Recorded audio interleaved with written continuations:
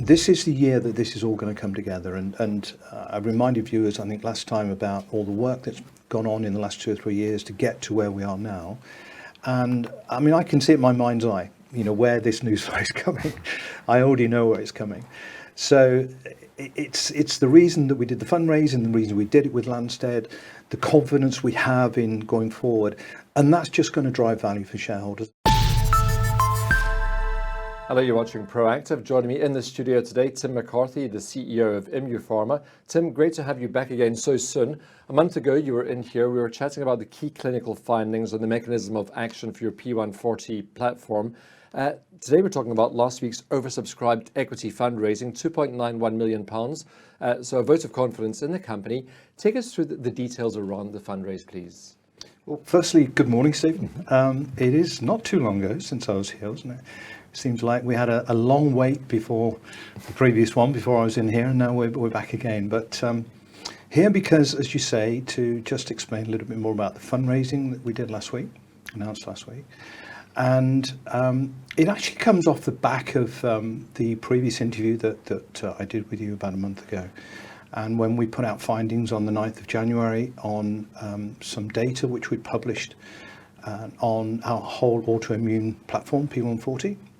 And just to remind the viewers, what I said in that interview was this was quite groundbreaking and innovative work which the company has done, the team has done, and very much to support our hypothesis on P140 that it's an approach to autoimmune disease which has the capability of treating all autoimmune diseases without any side effects. And everyone will know the company for its lead program in lupus, but this is taking it one step further. And it's very much the reason why we're getting a lot of interest from pharma companies on potential deals. So that's the background to that. On the back of that announcement, we saw a tremendous positive response, and that was reflected in share price increase. So we were languishing around 1.5, 2p, and suddenly within a week or 10 days, very, very quickly, we saw tremendous interest, in the stock. Share price went up to as high as 7p at one point.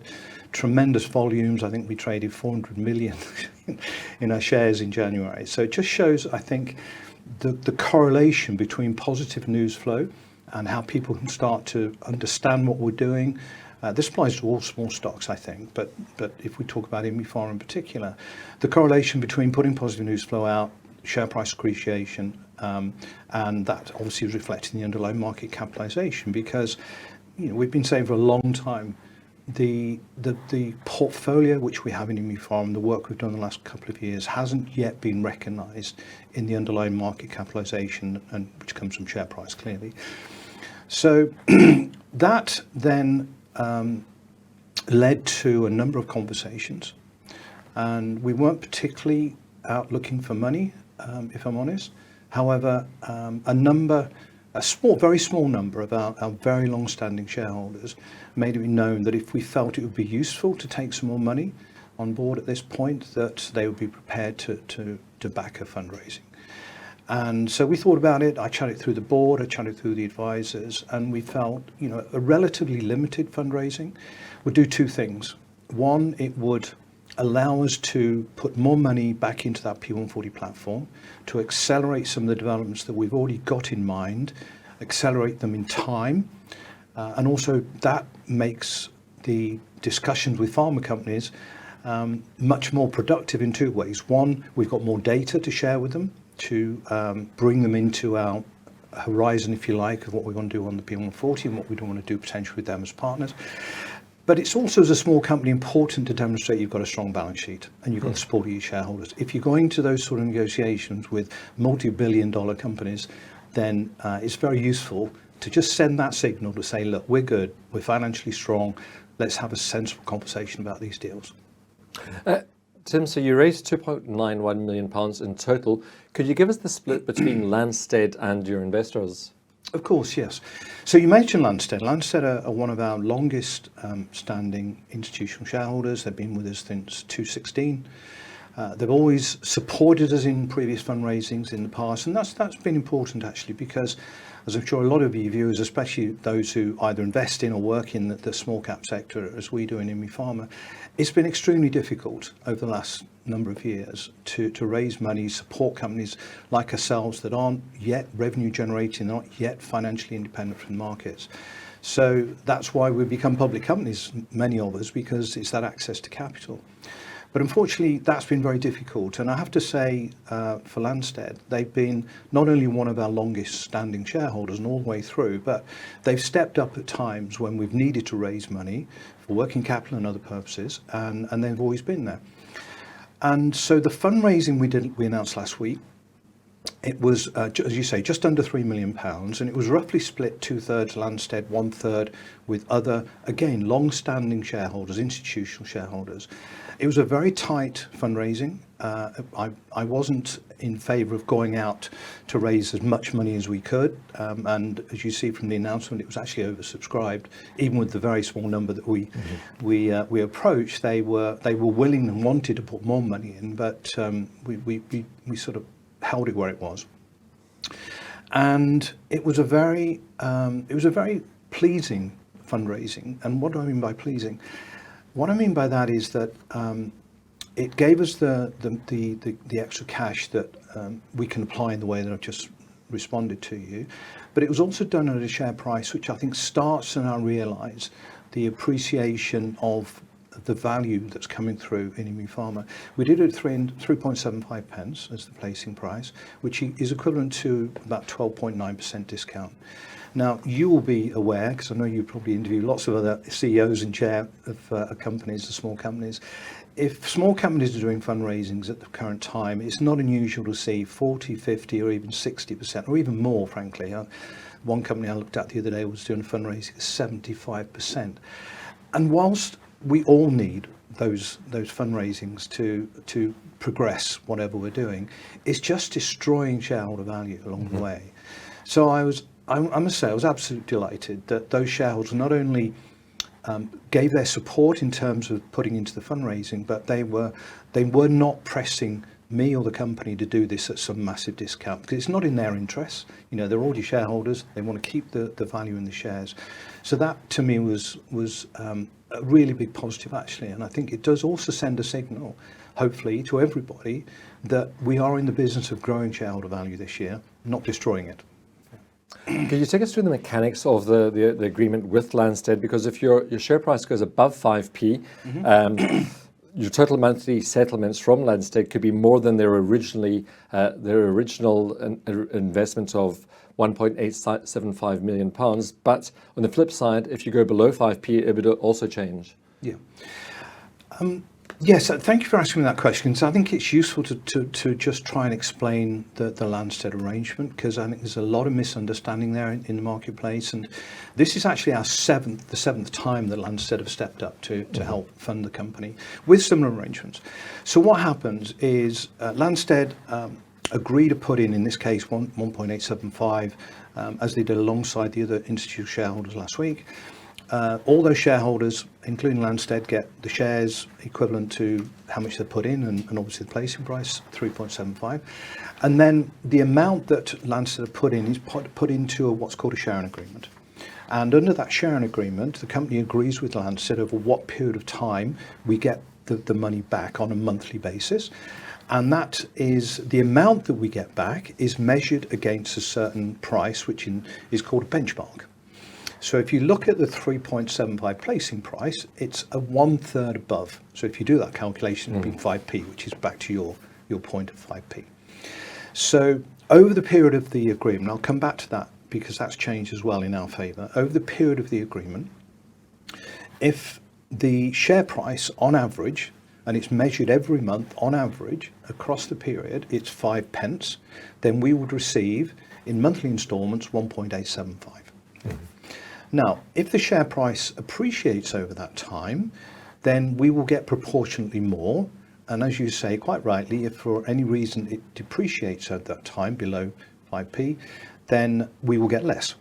Now, we've had both sides of the coin previously with Lanstead arrangements, and there's a direct correlation between when we as a company are putting positive news flow out and the share price is going up, we gain more. And in periods that we've had the last few years where there hasn't been an awful lot of news and the share price has languished and come off, then we end up getting less. Yeah. But that actually is a good way of me sort of segmenting into the point that we would not have taken another Lanstead arrangement unless we were absolutely confident of the news flow coming up this year, and we talked about that in the last interview, and the effect that that positive news flow we expect to have on the share price. And to put it in context, there's two things about the arrangement. One is the usual period for Lanstead sharing arrangements is 2 years, so you get it over 24 monthly instalments. This time, we talked with Lanstead and we said, look, can we do it over a much shorter period? So they agreed to do it over 7 months. Yeah? We already have one existing sharing agreement running with them. And because of the increase in the share price, that has now gone into a positive situation. So we're actually getting more money at that existing sharing agreement than we were before and what was originally pledged. In this current sharing agreement, what we've done is we've agreed with Lanstead that the one that was already in place is being concertinaed, if I can use that expression. So it had 7 months left. We concertinaed up to the next 2 months. So we get 3 months worth in each month. And then we start with the new arrangement in May, and that goes for 7 months. So that'll take us to around the end of the year.